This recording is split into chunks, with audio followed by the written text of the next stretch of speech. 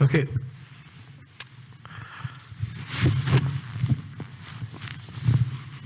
Good afternoon. We'll continue with our second panel of the CDSN Capstone. We have three presenters. One will be coming from online and two in person. So Shannon Nash is from Trent University, and she'll be speaking on terrorism and the terrorized, how the terrorism label is informed and applied to a violent attack in Canada, and she was nominated by the North American and Arctic Defense and Security Network.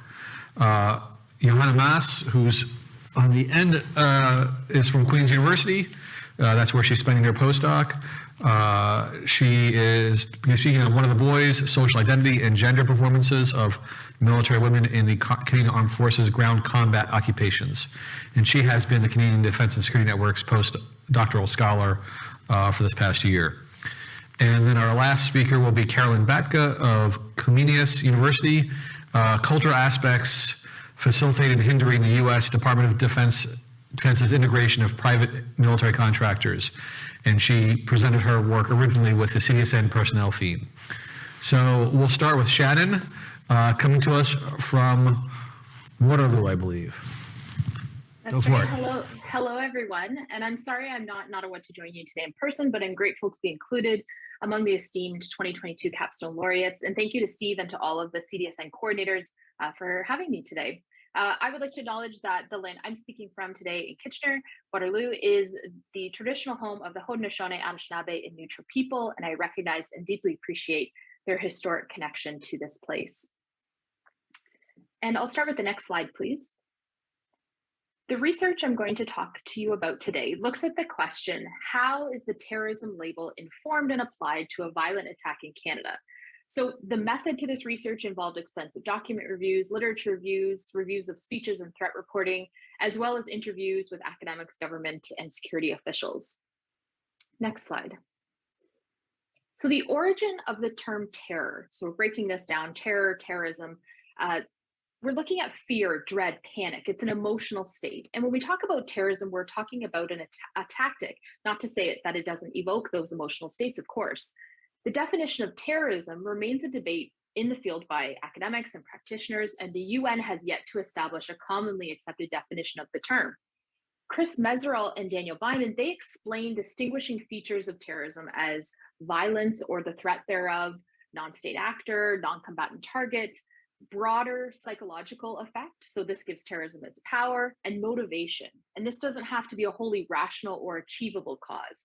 In Canada's criminal code, the definition there specifies an act committed in whole or in part for political, religious, or ideological purpose.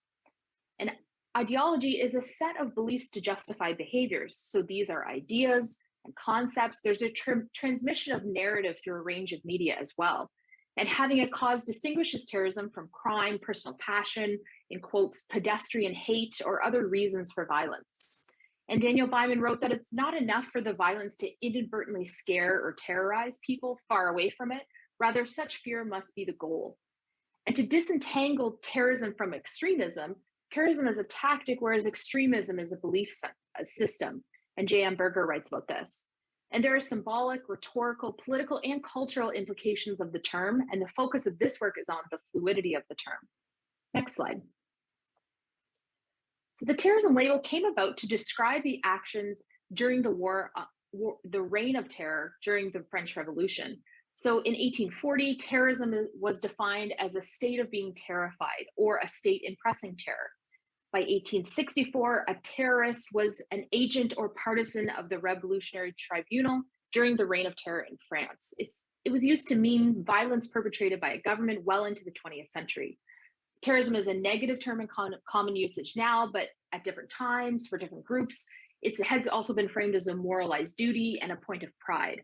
The one man's terrorist is another man's freedom fighter is not only cliche, but it's also an obstacle in coping with terrorism. And the label became connected to a specific sense in 1973 when it was defined as a violent or destructive act committed by groups in order to intimidate a population or government into granting their demands.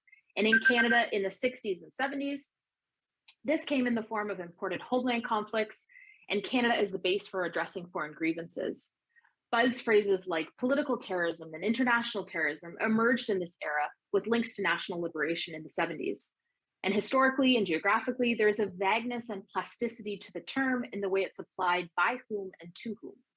Next slide. An enduring legacy of the 9/11 attacks is the jihadi-centric threat narrative that quickly developed and continued to influence what constitutes terrorism 20 years later. The criminal code offenses for terrorism were added in 2001 under the threat of Al-Qaeda.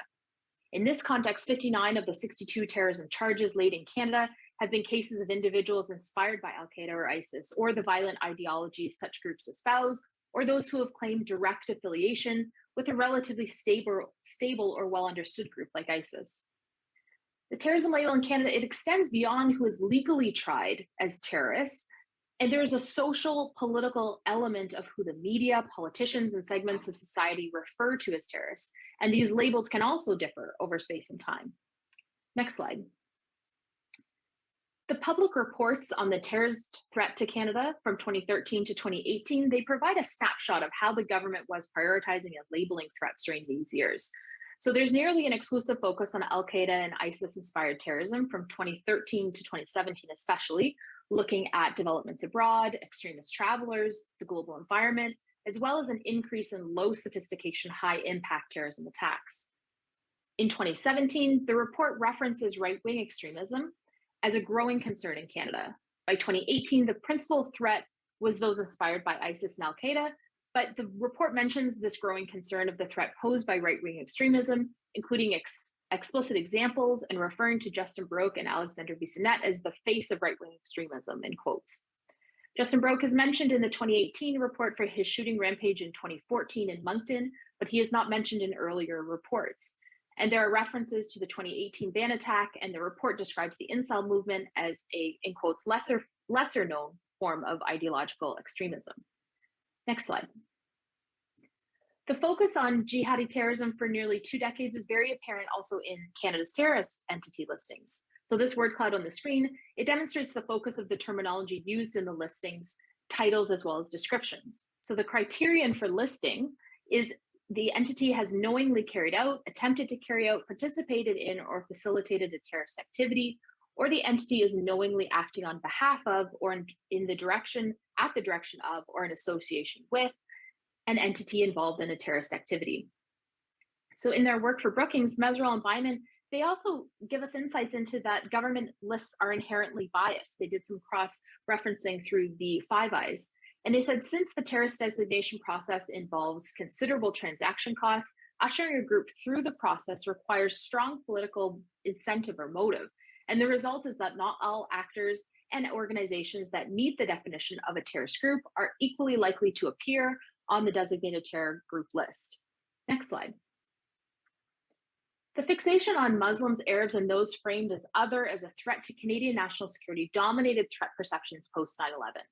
However, according to the 2022 Global Terrorism Index report, in the West, terrorism divided into the sub-ideologies of far-right and far-left terrorism has now overtaken religious terrorism, almost exclusively termed as jihadi terrorism referenced in the report.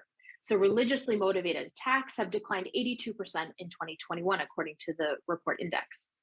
In 2018, the number of both deaths and incidents caused by far-right and far-left terrorism was higher than any other form of terrorism for the first time since 2007. The 2020 CSIS public report, as well as the 2019 public report and the government framework for identifying and defining threats, now explicitly divide terrorism along the lines of the criminal code definition that you can see on your screen, looking at religiously motivated violent extremism, politically, ideologically motivated violent extremism, also referred to as IMVE. And this is including 4 subcategories also there on their screen. These definitions inform the way national security threats are then understood. IMVE is not a coherent or easily defined movement, but a shifting, complex, and overlapping milieu of individuals, groups, and movements, both online and offline. Groups and individuals, they espouse different but related ideologies. They're often linked by hatred and racism towards minorities, as xenophobia, Islamophobia, or anti-Semitism. Next slide. So this brings us to the crux of what my research addresses. The threat posed by Al-Qaeda, ISIS, and those inspired by their ideologies has framed the way Canada has understood and labeled terrorism for almost 20 years. Put simply, the terrorist label moved largely from the threat posed by Al-Qaeda, ISIS, and those inspired, functionally framing the terrorist label in the shadow of 9/11, to a more inclusive framework to explicitly extend the label, especially to groups in the IMDE category. But this research really tries to investigate how do we understand the connection between this from and to and contemporary threats, and the connection to the lasting, intricate functional system and threat perception that it has fostered. So to begin to understand the terrorist threat today, we need to understand how the terrorism label was applied nearly uniformly over the past 2 decades, and that this has had lasting and profound systemic effects. Next slide. So this is a provocative cartoon, but one that was widely circulated on social media, especially last summer, engaging with the terrorism label, as well as many other labels. In the wake of 9/11, an atmosphere of broad collective suspicion fell on Muslims, immigrants, and their allies. Hate crimes and negative attitudes towards Muslims surged in Canada after 9/11, and reports have not yet returned to pre-9/11 levels. Dr. Sunair Thurmambi, she explains that this hatred of Muslims, it has been a constant feature of Canadian political life in the period since 9/11. According to Jez Littlewood, Lauren Dawson, and Sarah Thompson, over the last 20 years, a Muslimization, in quotes, of the problem of terrorism has developed in the public sphere, and an us versus them aspect to Canadian discourse and actions in the counterterrorism realm. Furthermore, the authors state that the Muslimization of terrorism in Canada is not simply something that respondents to a particular research activity perceive, it is manifest in media discourse and public sentiment. Thurmambi says that there is a real feeling that the terrorists were everywhere, and that this was prevalent throughout the West, including in Canada. And I've connected this in my own work to the fear of terror sleeper agents and an enemy operating within in the post-9/11 environment. Next slide. Thurmambi speaks of an othering that never stopped, and that the gap has been growing ever larger since 9/11. A deep-seated racism that targeted Muslims long before 9/11, dating back to the 7th century, has been emboldened by the post-9/11 perception that there are terrorists within. According to an Ipsos poll in 2019, more than a quarter of Canadians believe that it's become more acceptable to be prejudiced against Muslims and Arabs, and Muslims continue to be seen as the most likely targets of racism. Canadian officials, intelligence, and law enforcement agencies have made statements and delivered reports in recent years emphasizing that terrorism is not restricted to a particular group or religion, moving towards that framework of the two. The Government of Canada has added IMDE groups to the terrorist entity listings. It convened a national summit on Islamophobia in July 2021. Political leaders have spoken out against racism, and Prime Minister Justin Trudeau has said Islamophobia and hate have no place in our country. This is also a global problem, and the United Nations declared March 15th as International Day to Combat Islamophobia to highlight concern over the growing hate against Muslims around the world. Next slide. Even in the face of some recent progress, there is a dangerous legacy to how readily, consistently, and nearly exclusively the term terrorist has been applied to Muslims or those linked to what the label was used as Islamic extremism. This legacy is part of that connection of the to and the from, stated earlier, and also to contemporary threats. So the summit in July was convened within weeks of a deadly and tragic hate-motivated terrorist attack on a Muslim family in London, Ontario. On average, over 140 police-reported hate crimes against Muslims were reported each year between 2018 and 2020. There's been a spree of attacks on Muslim women in cities like Edmonton, and mosques are being threatened. Last month, a mosque in Mississauga was targeted in a hate-motivated attack. According to the UN last year, following 9/11 and other horrific acts of terrorism purportedly carried out in the name of Islam, institutional suspicion of Muslims and those perceived to be Muslim have escalated to epidemic proportions. Muslims face disproportionate restrictions, widespread stigmatization, and limits on accessing citizenship. The report said that states had responded to security threats by adopting measures which disproportionately target Muslims and define Muslims as both high risk and at high risk of radicalization, drawing upon long entrenched imperialist essentializations of Muslims as cultural others. Laws, policies, and practices have also perpetuated harmful stereotypes and tropes that depict Muslims and their beliefs and culture as a threat. In Canada, more Muslims have been killed in targeted hate attacks in the last 5 years than in any other group of 7 countries.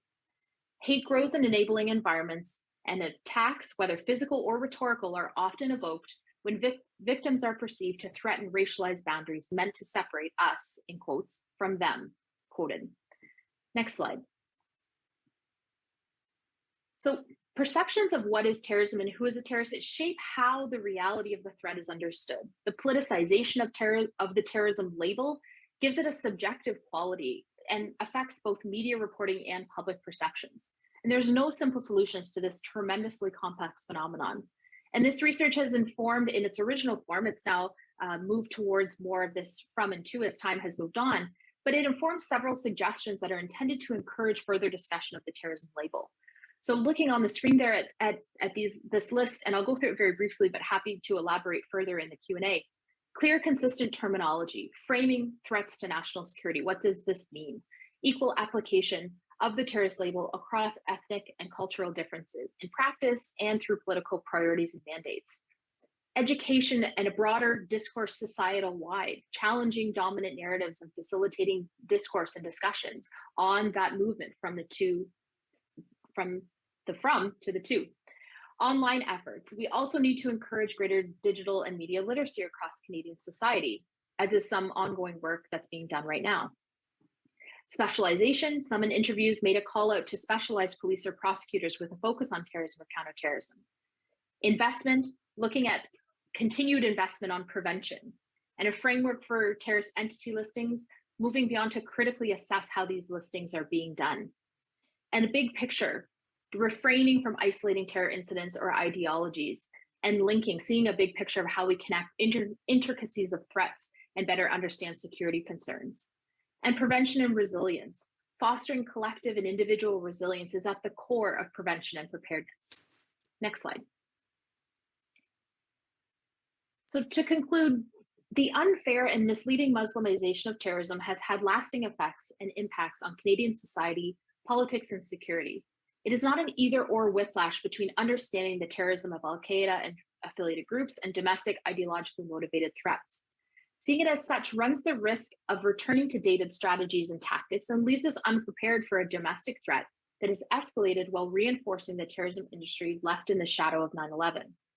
Misinformation, disinformation, and foreign interference both fuel and are fueled by the growth of populism and the rise of conspiracy theories. COVID-19 has provided the perfect storm for the spread of misinformation, with its inherent and persistent uncertainty causing anxiety and vulnerability, which has fueled prejudice and hate against minority groups. The threat posed by IMVE, shifting global terror threats, social divisions, great power competition, power vacuums, technological vulnerabilities, and climate change, all the images you see there on the screen, these continue to shape the threat environment with many intersection points. And decades-long reinforcements of what is terrorism and who is a terrorist have shaped how perceptions of the threat are formed. And contemporary threats, racism, Islamophobia, white supremacy, and who and how we frame other or terrorists are all profoundly connected. Thank you very much.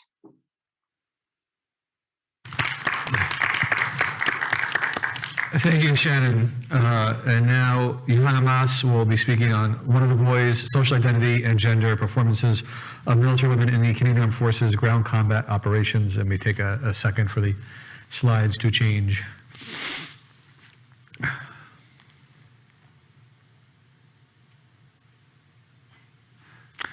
Not that one, the other one.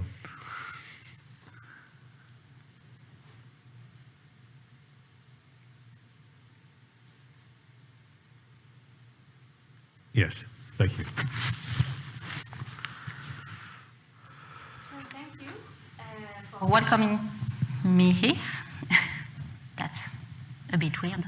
So my name is Johanna Masse, and I'm here to, and as Steve Seidman said, I'm the CDSN postdoctoral fellow, and I'm here today to talk about my research as part of my fellowship.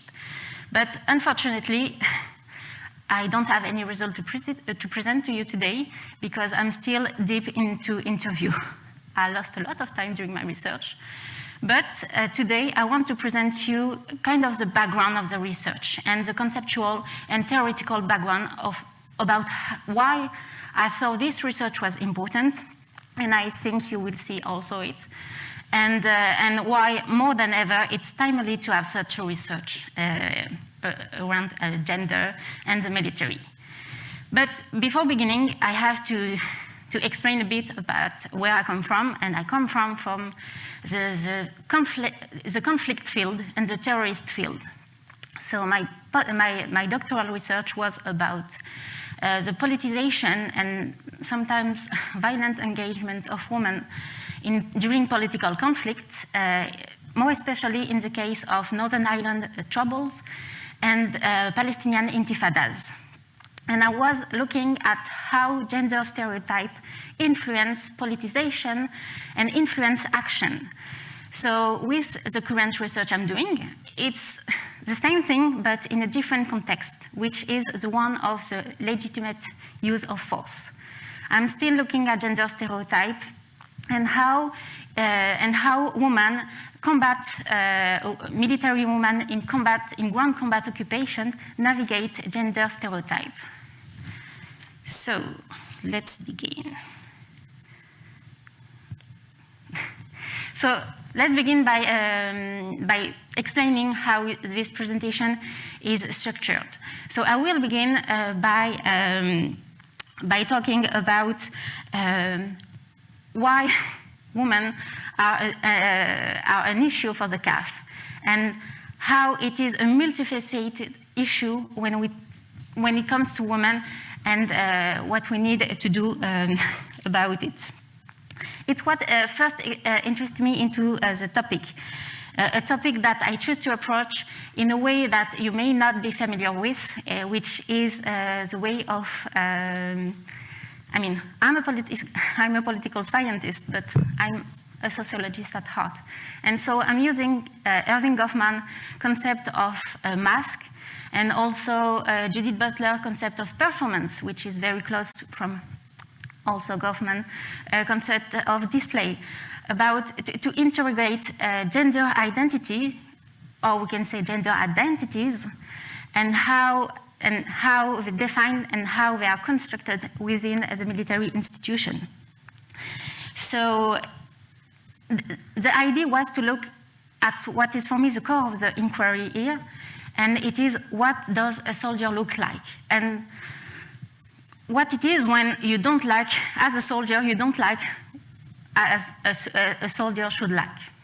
And it led me to be interested in particular in women in combat trades, which are kind of the very end of the spectrum when we talk about a gender stereotype, a very masculine, I mean, what is it as a very masculine occupation, and the quintessential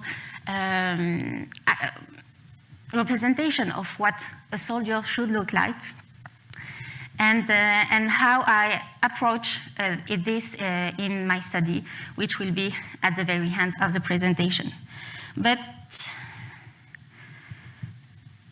let's begin.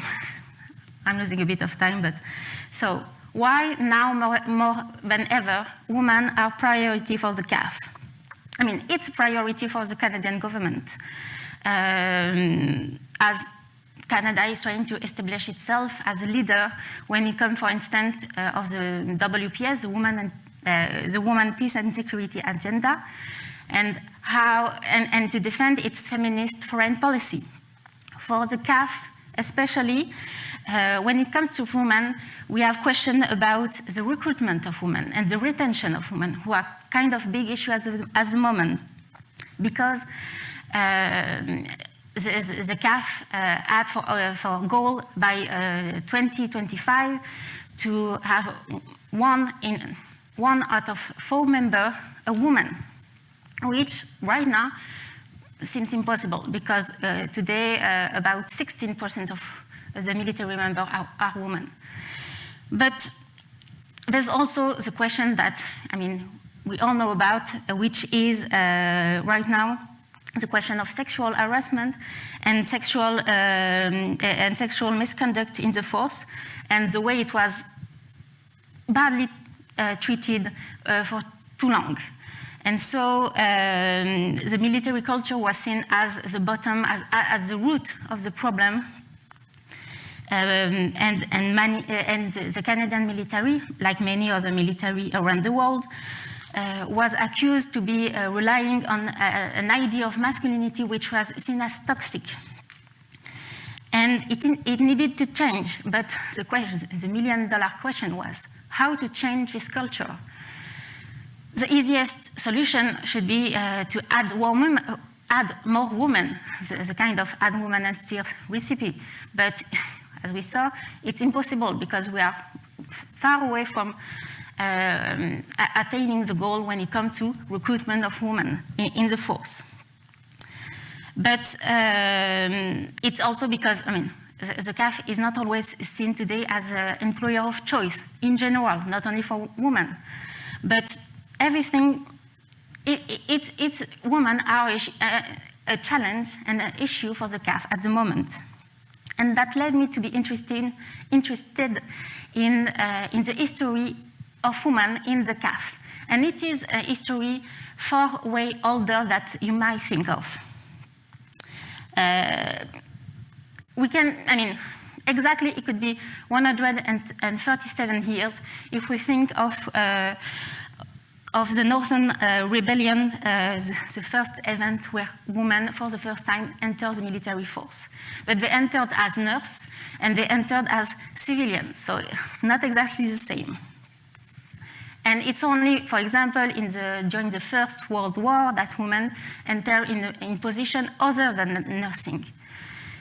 Also, the Second World War was a kind of a turning point because it's the first time we've seen as many as women that we saw, women volunteers entering the armed force in full time.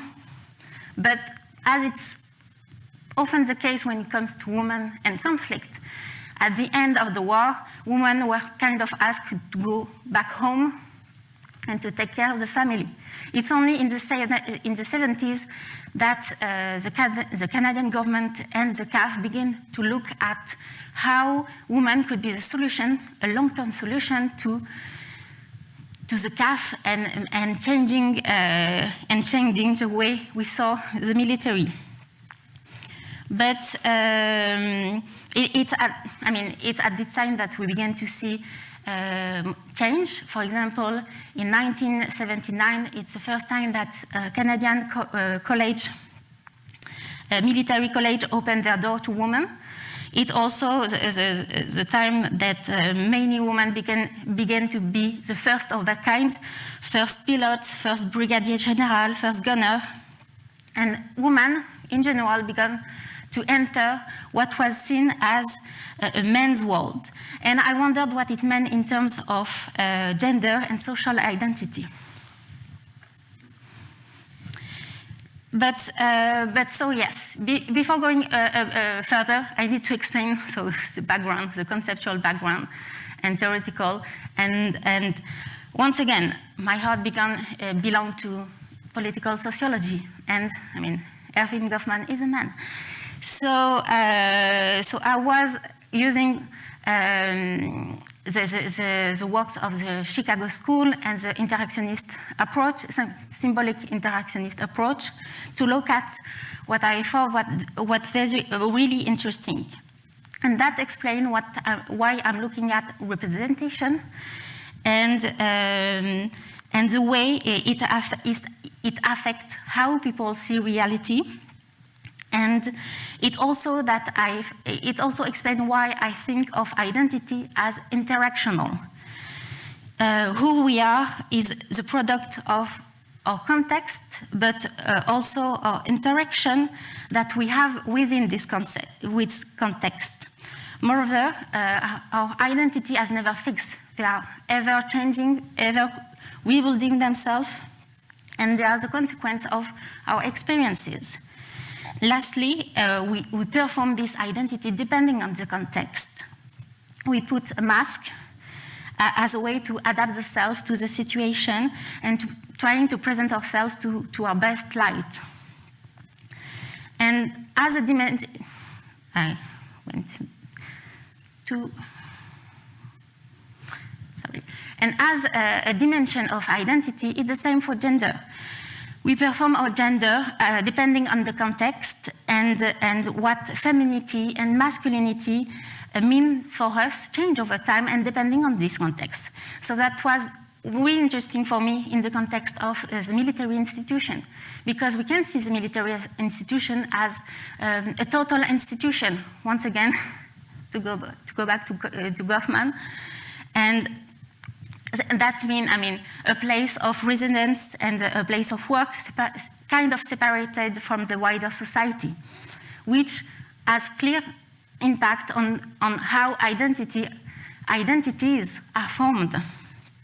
So the idea was to use Goffman concepts, as I said, of mask and Judith Butler of performance to analyze and to use them as a basis of as an analytical framework. And once again, at the core of the inquiry was the question to answer: what does a soldier look like, and what happens when a soldier don't look the part that we think he should look like? Such question bring us to question gender stereotype and meanings of masculinity and femininity within the military institution, because that is what will allow us to analyze that there are different kinds of identity dilemmas for military women. Once again, gender is situated, and there are multiple types of femininity and masculinity dependent on the context. As in, there are multiple types of quality, of attributes, of role that are linked to being to be a woman or are linked to be a man. So I already mentioned the term of toxic masculinity that is sometimes used when it comes to the military.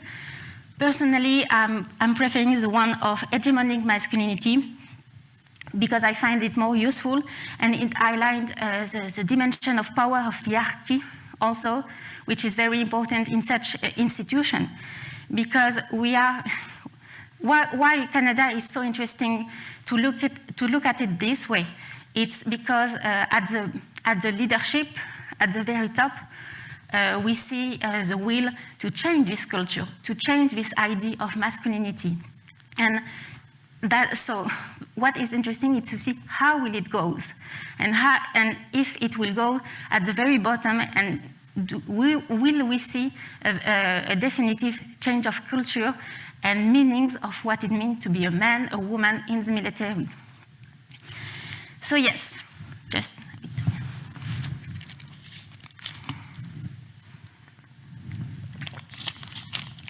I'm speaking a lot. So it led me to be interesting, as I said, at the end of the spectrum for me when it comes to stereotype. And when we think of a soldier, the first thing that comes to most people in their mind is the male soldier, which is in the army, carrying a weapon and going to the front line. That's, for most people, the image that pops up to the mind. But women are integrated in the combat arm now for quite a few decades, 2 decades at least. They began to be integrated after the combat-related employment of women, which began in 1987 and finished in 1989, which is also when we had the first female infantry. And so I was interested in to look at what is a very small sample, because as you can see, it's difficult to have estimate, but from a study I found that only about 2.6% of combat arms personnel would be female.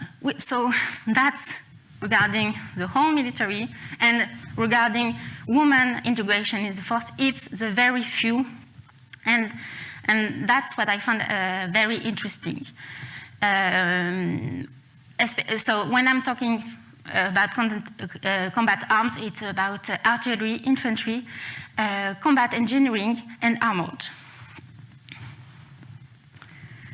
So yes, the idea was to gather women's stories at the officer level, but also at the NCM level, because I wanted, in such a small in such a small sample, I wanted to gather every kind of experiences, and what it means to be in woman in such occupation that are seen as masculine. So I'm using an inductive approach, which is why I don't have hypothesis to test. The idea was to use a life story methodology in a topical way, because I'm looking at the gender dimension, but using personal interview. So my questions are organized in a way that I'm trying to balance between the subjective and the objective dimension of their trajectory. So there is an important reflexive dimension here, because I'm asking women to think about their experiences and how they made sense of them at the time of the experiences, but also right now. So because each trajectory is specific to an individual, it means that I have to really adapt my question. And most of the times I'm going in the same kind of way, but the order can change. And so, for example, one of the first questions I'm asking, and I'm telling them that it's a tricky question, but it's how do you present yourself to someone you met for the first time? And that's interesting, because if they ask me, for example, do you mean in a professional way or in the civilian way? That means that they are already, they do the differences. And depending on which kind of, what kind of quality they begin their answer, also very telling. If they need a few minutes to think about it, also very telling. So I'm using all this kind of information as building block to get my interview, and then I go back to so the familial background, and then to the how did they join the army, and the training phases. So I'm using kind of the objective trajectory and ask a subjective element to that. And it's very important because you don't want to the participant to feel too emotional or to lose themselves in the memory of their trajectory. But yes, and I think being an outsider of the military is for me very helpful, because it kind of opens the discussion. They don't have to fear anything from me. And then also it's understandable that I don't know, for example, the exact name of the training phases, and so they explain it to me, and that also can be very helpful to have fact, but also the subjective dimension about this kind of fact. So yes. To conclude, yes, it took me a long time to really begin this study, and that's also because I was an outsider when it comes to military institution. Because I find it always funny to say, but it is easier to meet with women who have been involved in terrorist activity than to meet military members. It took me a long time to get the ethical approval to finally begin to meet. But so yes, because we can talk about it later, but to have a sponsor, you have to get the approval from the university and then to the military, which means you have to have a sponsor, which, it takes a lot of time. And at the moment, so I have 15 interviews realized. A few of them are, I would say 2, are very short, just under an hour. Most of them are very long. So that's also very interesting. And I also try also to let the door open to go back and ask them more questions, which I will do during the analysis phase. But But yes, regarding my sample, in total, I wanted to have about 20 participants, half active member and half veterans. I didn't have much luck with veterans. So active members are overrepresented. I may have to do something about that, but yes. This study is, I think, very important, and I was told it was very important for participants themselves, because they felt as these very few women who are kind of the end of the spectrum, that they were often drawn in the woman issue, and it's very particular for them. So yes, this question of generalization, my findings may not be used as generalization when it comes to integration of women in general. But I think it will lead to very interesting results, and I'm happy to answer any question you may have about it. And that's it. Thank you very much. Excuse me. And last but certainly not least, Caroline Batka on cultural aspects facilitating and hindering the U.S. Department of Defense's integration of private military contractors. And again, for the slides to come up. Thank you, everyone. While the slides are getting up, I'll just take a minute to say thank you so much for having me here. I'm going to be talking about the U.S. military. I guess I'm the token American here. But I am working on a volume with members from the CDSN, the ErgoMasse, which is a European research group, and other collaborators on this total defense concept. So in the US, we call it the total force, and it's many nations have a similar concept. So while this is focusing on the US, it's more broadly applicable, and I hope it'll be useful to you all as well. So my research is going to be talking about the cultural considerations involved in the US Department of Defense's integration of private military contractors. And there are 6 main components of my presentation today, and we'll be stepping through them one by one. Introduction. So the US Department of Defense, DoD, has faced a number of issues with its use of private military contractors, PMCs, over the course of its post-9/11 conflicts in Iraq and Afghanistan, and since then.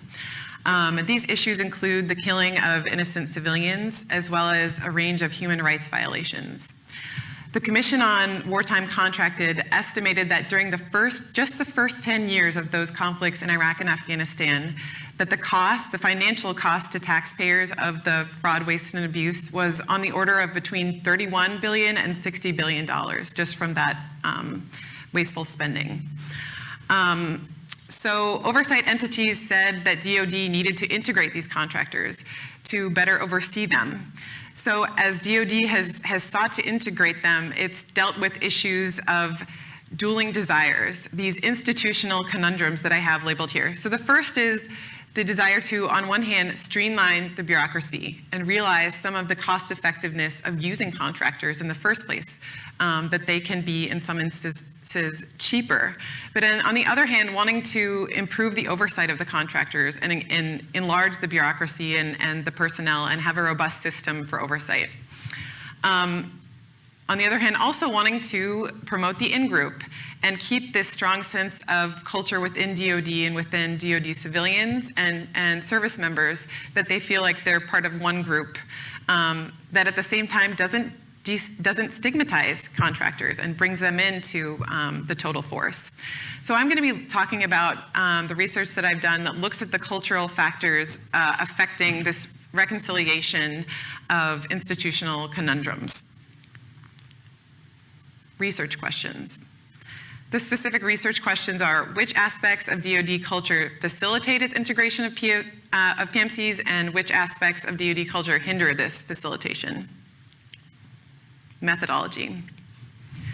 So this is a qualitative case study in that it looks at a phenomenon in its context using a variety of different data collection techniques. I used 5. The first is looking at academic and policy literature.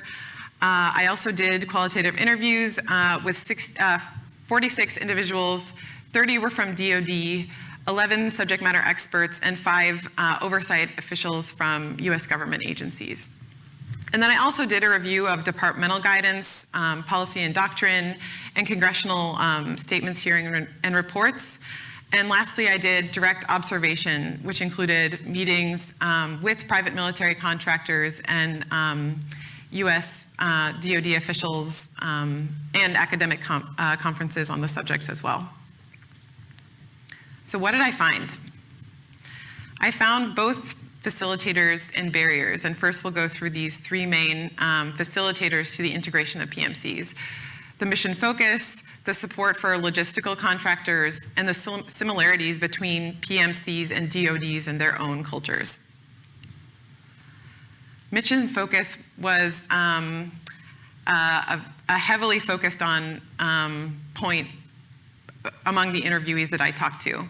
So it's clear that DoD has many cultures, but the predominant DoD culture is about getting the job done. So it overrides this desire to not work with others because they realize that they need to take on this ethos of one team, one fight, and work together in conflicts.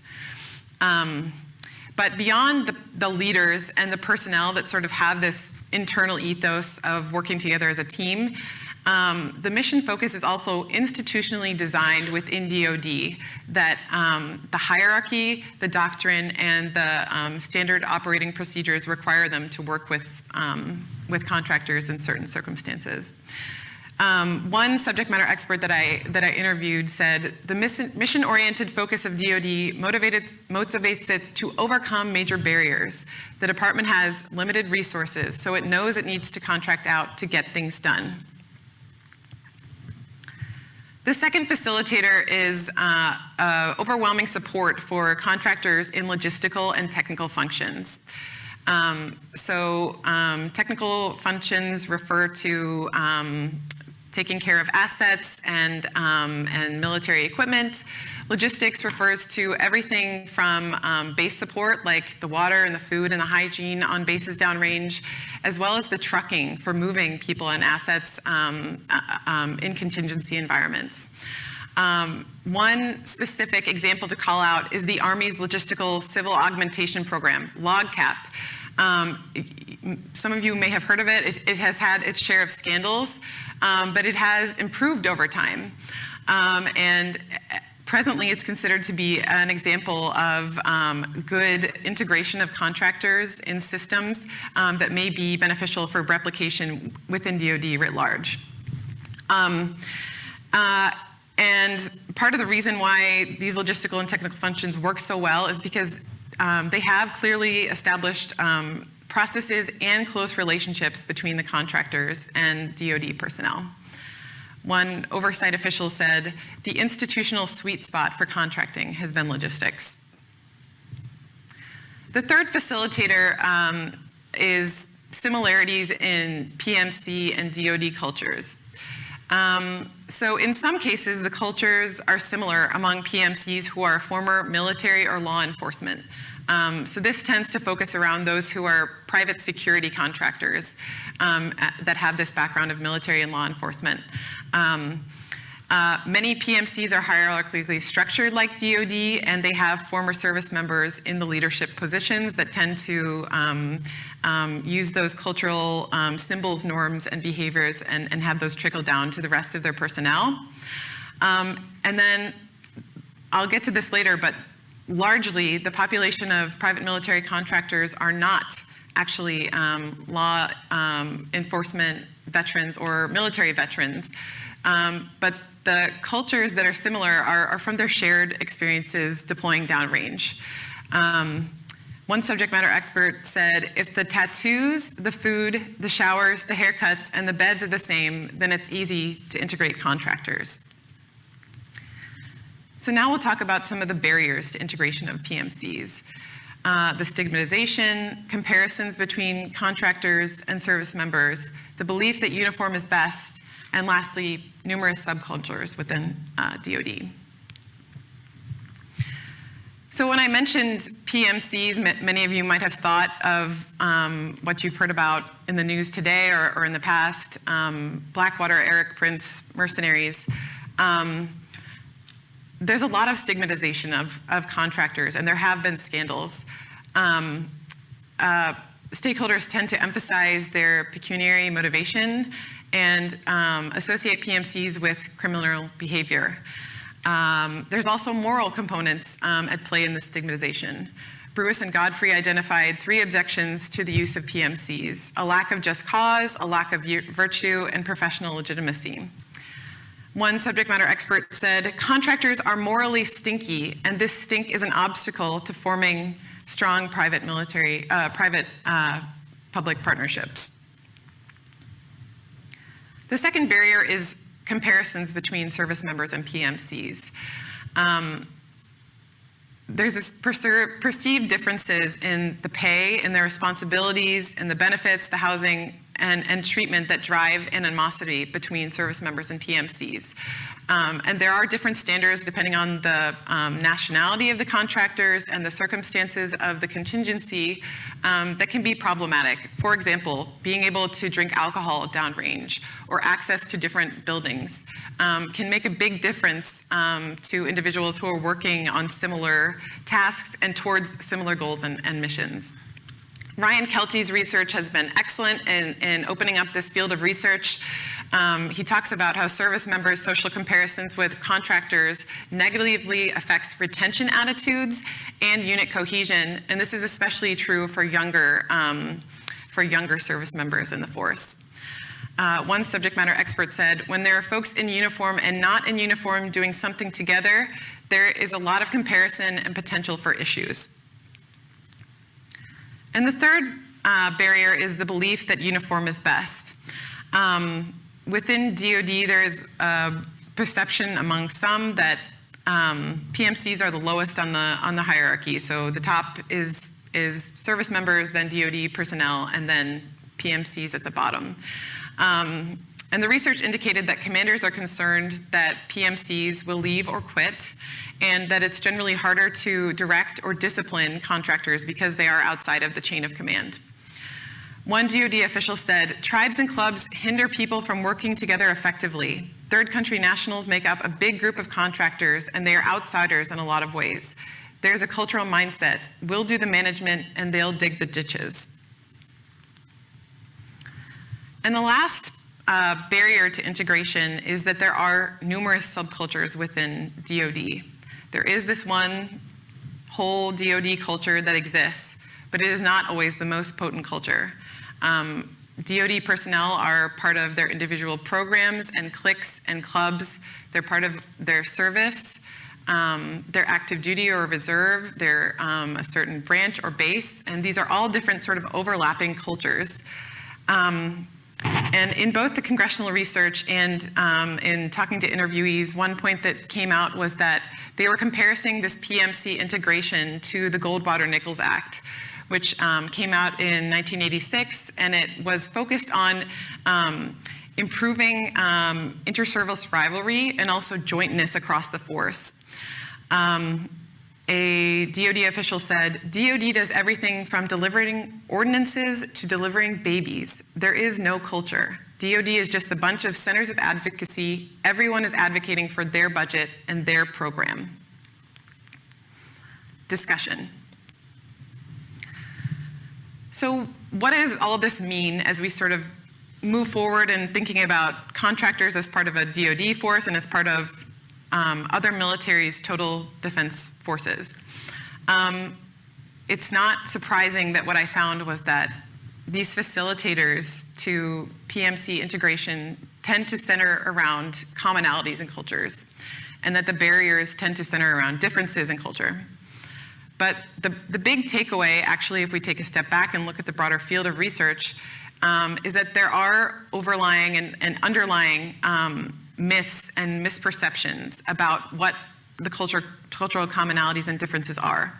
So just to draw out 3 specific points, I think that you have this there's this common image of contractors as these guys with beards and Kevlar vests, and they're former military or special ops. But that is a small percentage of the contractors themselves. It's a very diverse workforce. There's a lot of contractors and subcontractors, and the majority of which are not American. So even though there are those commonalities that drive the integration, there's still a lot of areas for improvement there as well. And then on the other hand, if we think about the barriers, one of the major issues that is identified is that contractors are thought of as working just for the pay. I did research with Molly Dunnigan and Rachel Burns in 2020 that found that actually it's not clear that contractors are better off financially than their DoD counterparts. So more research is needed on that, but it's also some information about the comparisons would help some of those issues with retention and unit cohesion. And this research that I did with Molly and Rachel also found that there's a perception that contractors are greedy and they're only motivated for money, but actually that there are a lot of similarities between the motivations of contractors and DoD personnel. So better information about contractors themselves and their roles and how they fit into the bigger mission might help dispel some of these misconceptions and improve integration. What I found in conclusion is that culture matters. DoD has taken several steps in policy and programs, but there are still cultural issues that persist and hinder integration. PMC cultural differences stem from issues with identity, experiences, and functions, but that the goal shouldn't be complete assimilation of contractors and making them just like DoD personnel, but rather an acceptance of differences in culture and a willingness to work together in a positive relationship. And lastly, as always, more research is needed in the field with specific regard to conceptions of PMC legitimacy, the role of the state, and cultural and institutional factors. Thank you very much. Thank you very much. We'll now have Q&A for the next half hour or so. And while we collect questions, let me ask Shannon, if we can bring Shannon back, a question today about terrorism.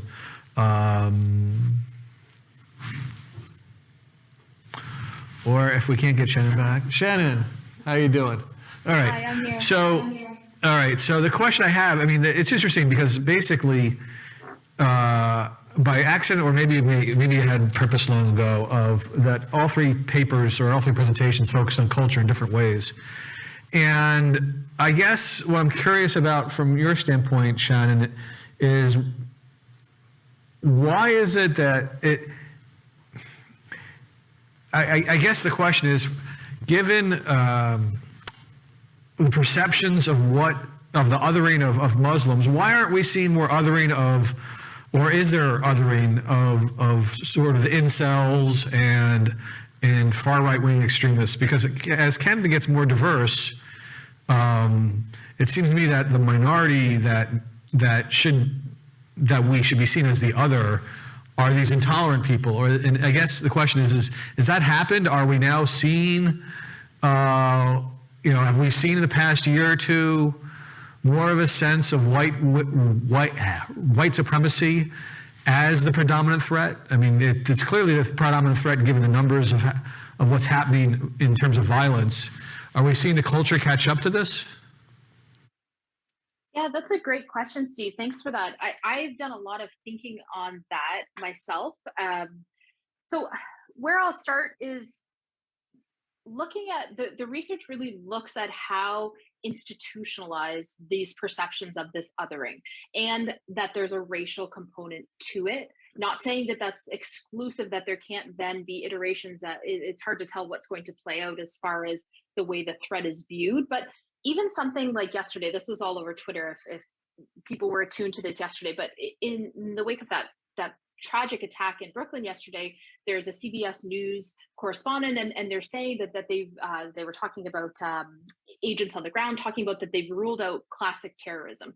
So classic terrorism in quotes became this real buzz phrase going around Twitter, where there was a lot of terror scholars looking at this saying, this is the idea of that subtle racism that plays in, that the fact that terrorism as a term, terrorism as, like I had talked about at the beginning, terrorism being a tactic rather than this emotional state, but that it has had this become almost synonymous with this image, this depiction of the way that we view terrorists, even down to something like Googling images to put on a slideshow for a class I was teaching this winter, and you Google terrorist and it's just inundated with a specific visual, which I think we've moved from that, from that shadow of 9/11 and these conceptions to, as far as the government framework goes, more of this inclusion as far as the threat. I think that there's very much an awareness of the dangers of IMVE, and that is, much more widespread awareness within Canadian society. But the research that I found and found it so interesting and incredibly disheartening at the same time is how much of a legacy there is in those that conception of how we're looking at terrorists, how that'll play out as time goes on, as the index showed that there is such a decrease, at least in the near term, for those religiously motivated violent extremism attacks. Hard to say, but as far as just I will reiterate that there is that still, if we're looking at what does classic terrorism mean, and everyone's mind immediately jumps to what they're referring to, and that is inextricably tied to race and tied to religion, and all of those factors. So yeah. Well, thanks for that, because I think one of the challenges is I've tried not to use culture as something that, when I explain stuff in my own work, because I like to explain variation and change. And one of the challenges of culture is that these things are embedded and become much harder to change. And so I think your answer speaks to that. Now we've got a couple of questions from the audience, so we'll start on this side, and then and we're also collecting some from online, which we'll get to in a minute.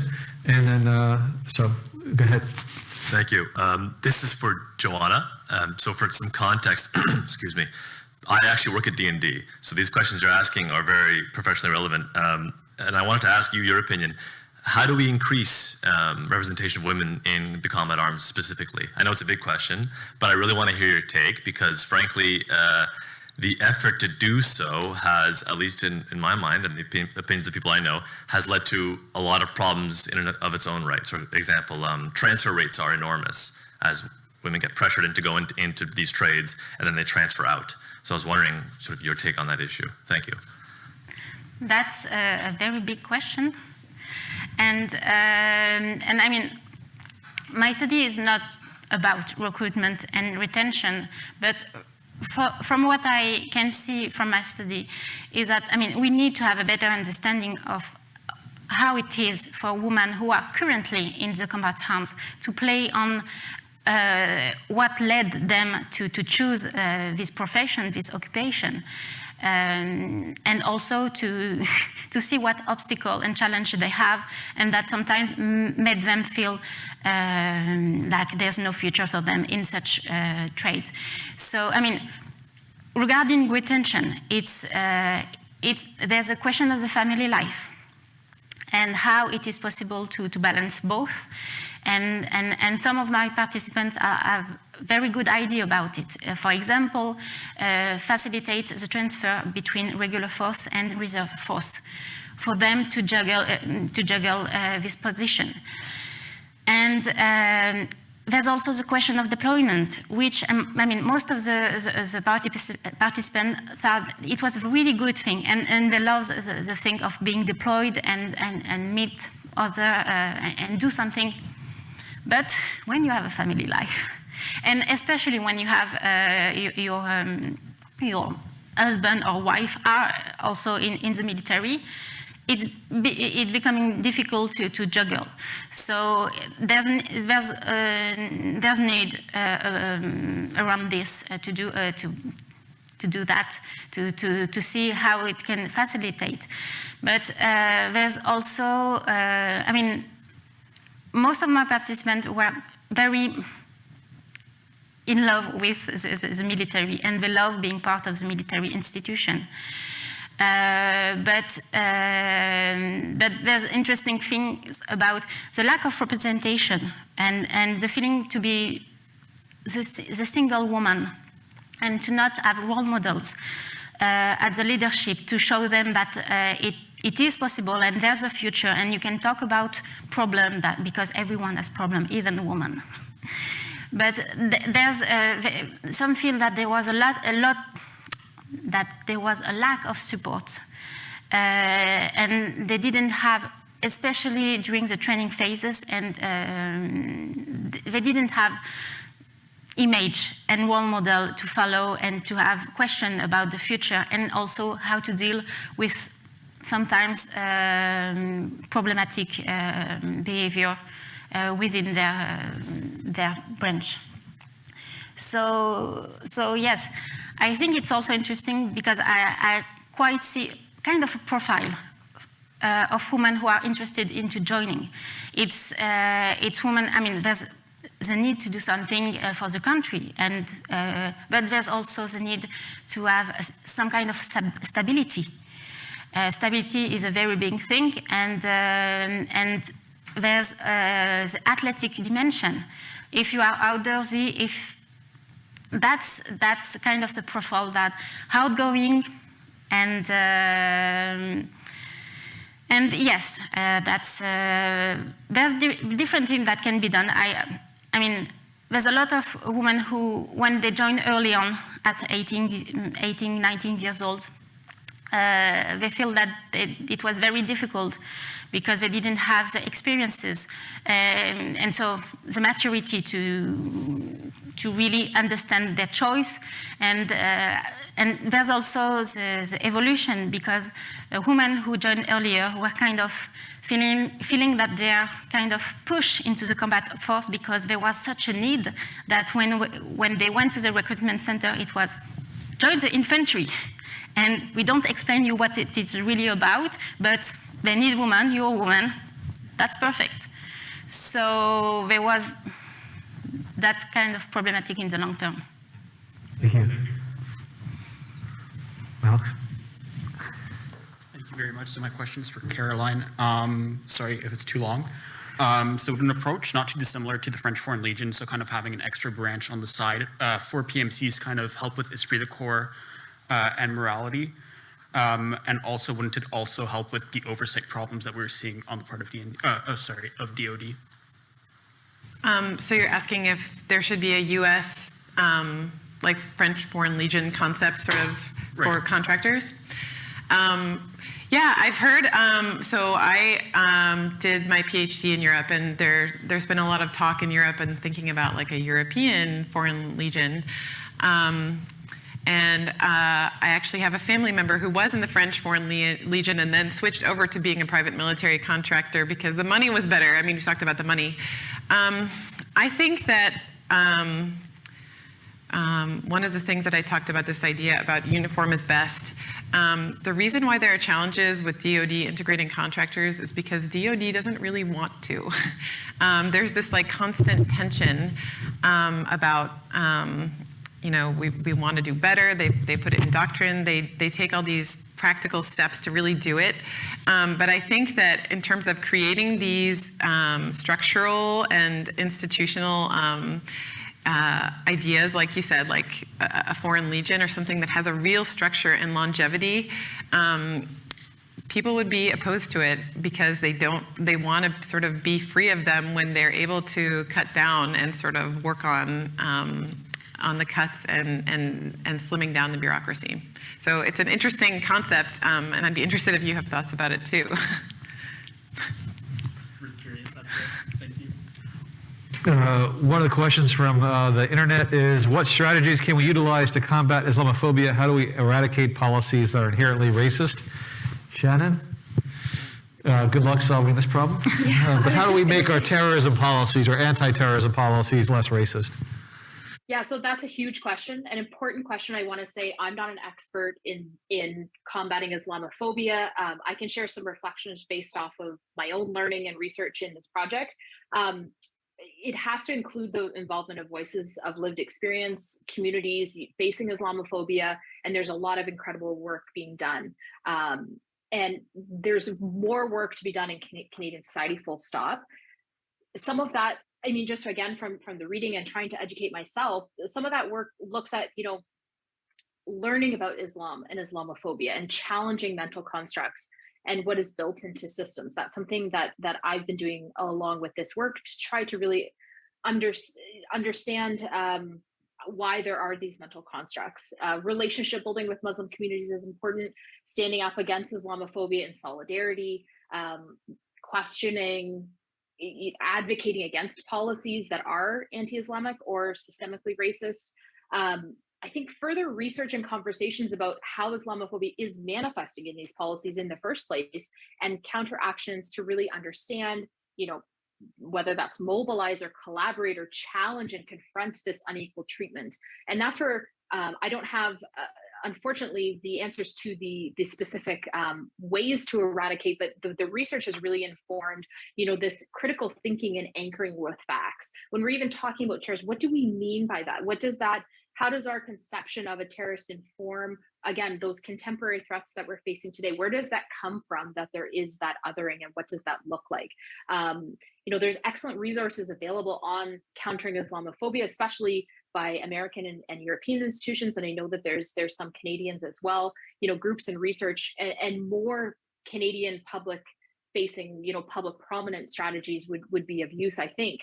As well as, the research presented today looks at that fundamental understanding of that to and from, the impact and influence. And I think that there's massive implications, like I said in the previous answer, to really those last 20 years. And it's also about an understanding and a wide understanding and understood reckoning with that, I feel.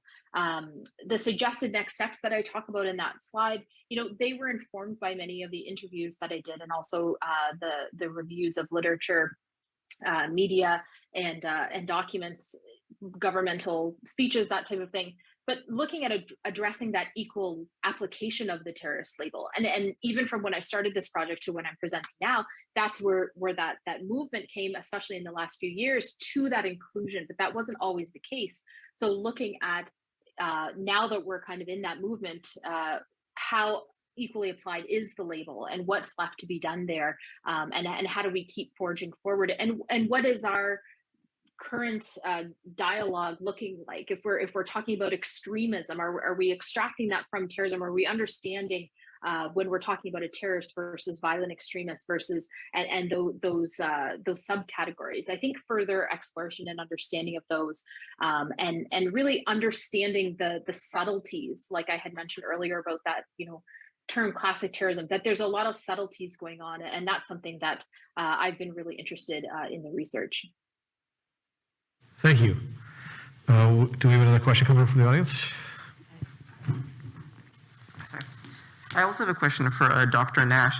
I had a question that I was a student in Montreal at the time of the Alexandre Bissonnette shooting, and I thought it was interesting, not just the question of the label, but who applies the label. Because if I remember, he was declared a terrorist by the premier and by the prime minister, but that in the end he was charged with first-degree murder. And I was wondering if you thought that, and I think the Crown, they later said that it was because it was too difficult to prove the terrorism charge. So I was wondering if you thought that that was significant, that who declares it. And also, related to that is a second question of, given the changing nature of terrorism, do you think that the criminal code definition should be amended? And if so, what would you suggest it include or not include? Thank you. Great, thank you so much. It's unfortunate that I didn't have enough time. There was in the original presentation, I did have a slide on Alexandre Bissonnette and the way that there is, like, exactly what you're talking about, who's applying the label, and to show that subjectivity. So you're right, to inform the audience, the prime minister came out against it, the premier using the label, that is using this terrorist label, community members, and community leaders as well, but that there wasn't the charge. So looking at informing this discussion about the terrorism label, that it can be labeled by politicians, by society members, by leaders, but there is ultimately this label from the justice system with what a charge is. So multiple layers there for looking at the labeling of who is labeling and the credibility, I guess, behind some of the labeling and what does that mean. So much more to discuss there.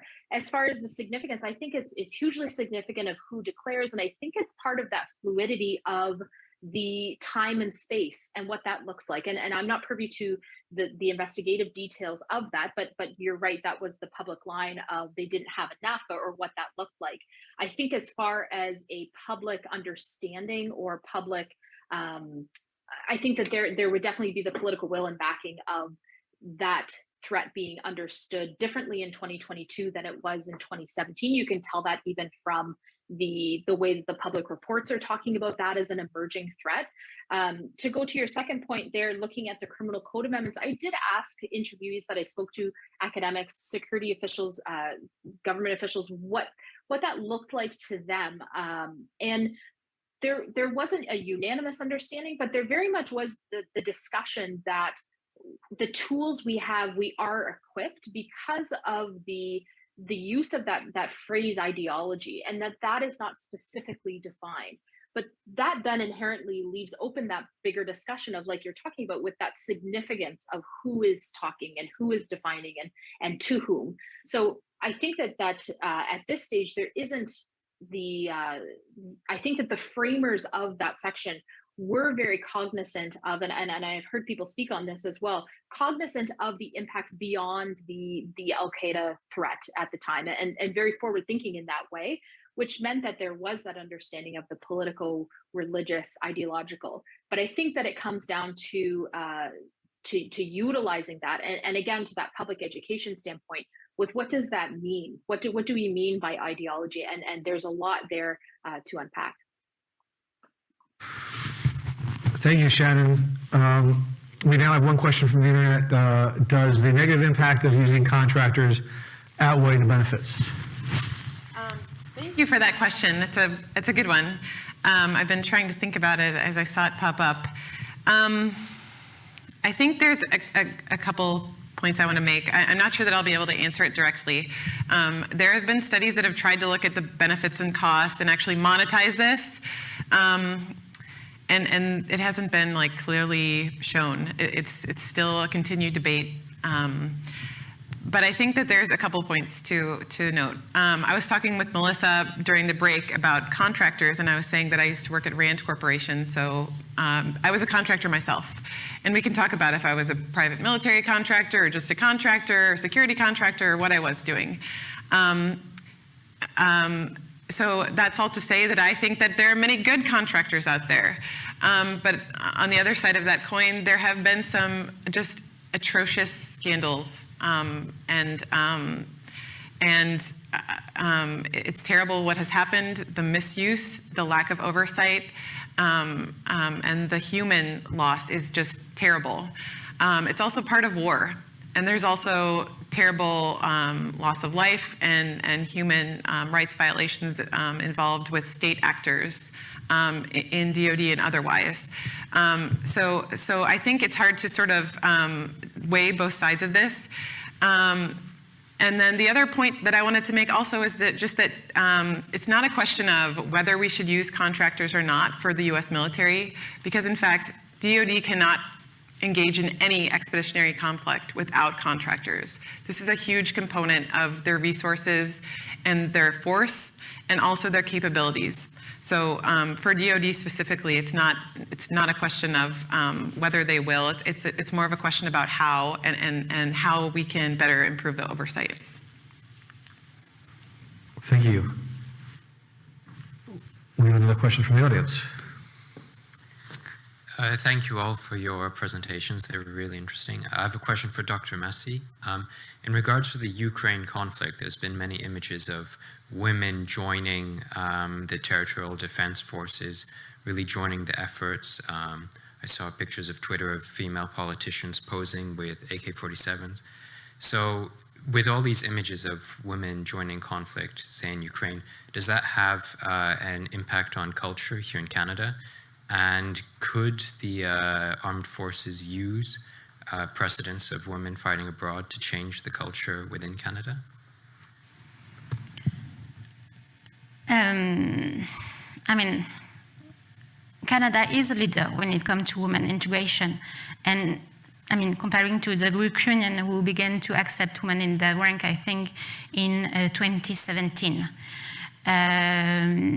So, I mean, this image of women taking the arm are important for the Ukrainian, and I mean, as for the rhetoric, and see how war is now in Ukraine. War is now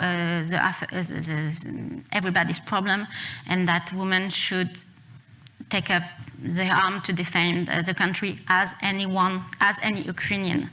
But I don't think it will have any impact about how the Canadian military see women, because, I mean, legally and socially, Canadian government is very much advanced when it comes to integration of women. And when I talk about the CAF woman issue and the challenge, it's because they put that as a challenge, and that's what they want to take up on and do better about it. But so I don't think the Ukrainian conflict will change anything on that aspect. But I think it's important, in more general, to see that everywhere and at any time of history, women have participated in all form of political conflict and have taken up the arm to defend their country as anyone. Thank you. I want to raise a related question, which is, one of the challenges with the CAF is, okay, we want to raise the percentage of women in the military to 25%. We also want to raise the percentage of women in the combat arms. But one of the reasons why we want to raise the percentage of women in the combat arms is because the combat arms are seen as the height of the military performance. And that if we make the difference there, then they'll emanate to the rest of the force. And I guess one of the questions I have is, given that how much of the military occupation involves not shooting people, not flying, not using armor or artillery, and given that what was really we've seen the past 20 years has been the emphasis on the special operations forces, which are very, very male, very, very white, maybe rather than trying to figure out how to jam more women into the least diverse part of the force, maybe try to make the least diverse part of the force less important for setting the model. So we've had over the past 20 years also the discussion of the warrior culture, and maybe as we look to the CAF for doing war, things like, to go to the previous panel, fires, floods, pandemics, all that, we emphasize how the military does all these other kinds of things besides being the special operator that shoots somebody in the back of the head in the middle of the night. Maybe by changing the cultural conversation on that, and then it becomes less important about trying to get women to serve in the least inclusive parts of the military. And I'm sort of curious as to whether you think that makes more sense, or we have to just change everything. I mean, that's the problem I have with culture, because we talk about changing the Canadian military culture, but it's not one culture, there's many cultures. And even in the combat arms, when I'm talking about women in the infantry, when I'm talking about women in the artillery, they tell me different things, because each combat arm has its own culture and treat women integration differently. So I think it's two different problems, women in the combat arms and women in the military in general, and that we shouldn't use the same kind of view to see the problem, and also to adapt the recruitment in each case, because we don't have the same profile. When it comes to, as you said, the military today needs a lot of diversity in different positions, and it can be very attractive for women, for the stability and things like that. So we need to have, I think, two strategies when it comes to the culture and also to recruitment. Women in general and how to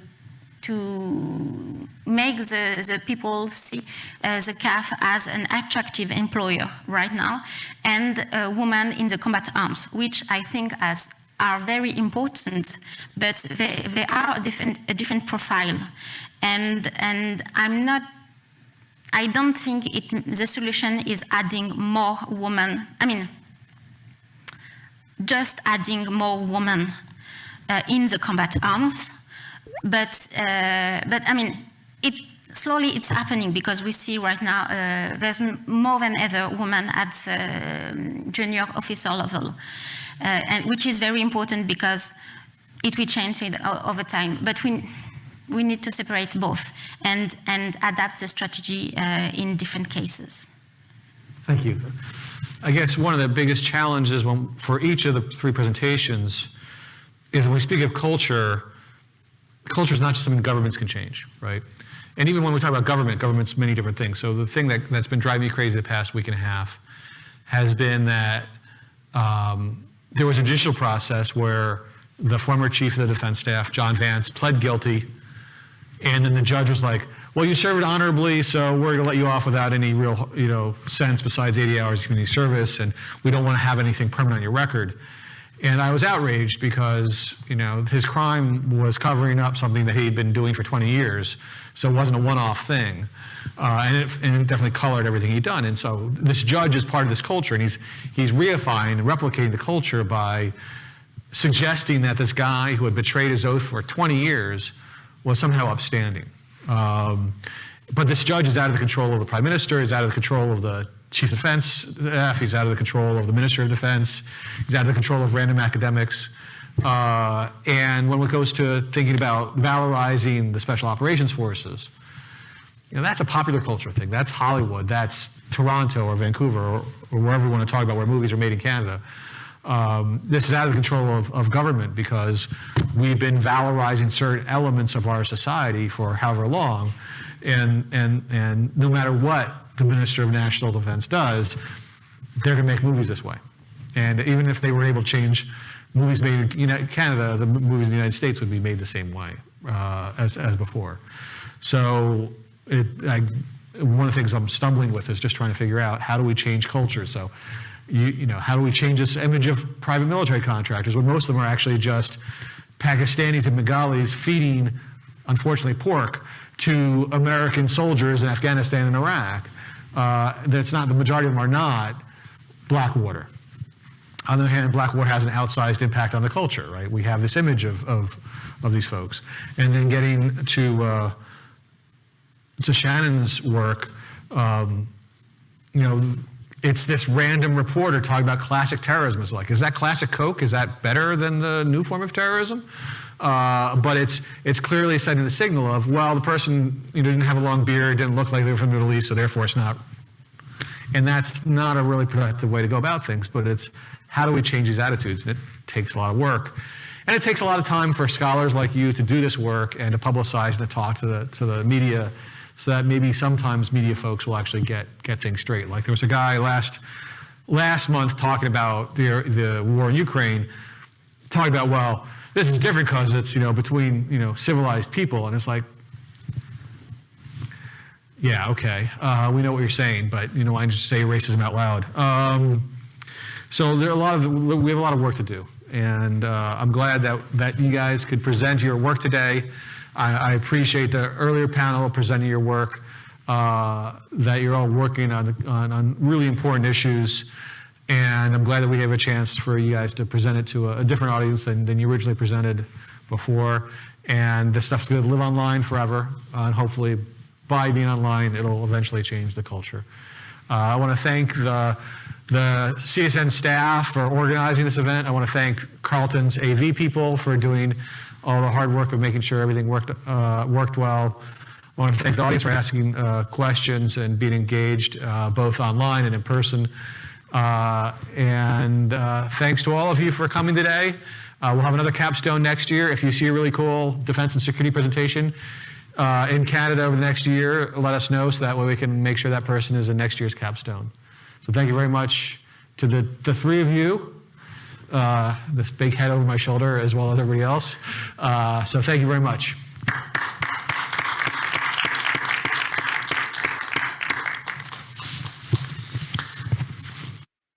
Everybody down here for a second from the participants so we can scheme this evening's events, make sure we don't get lost.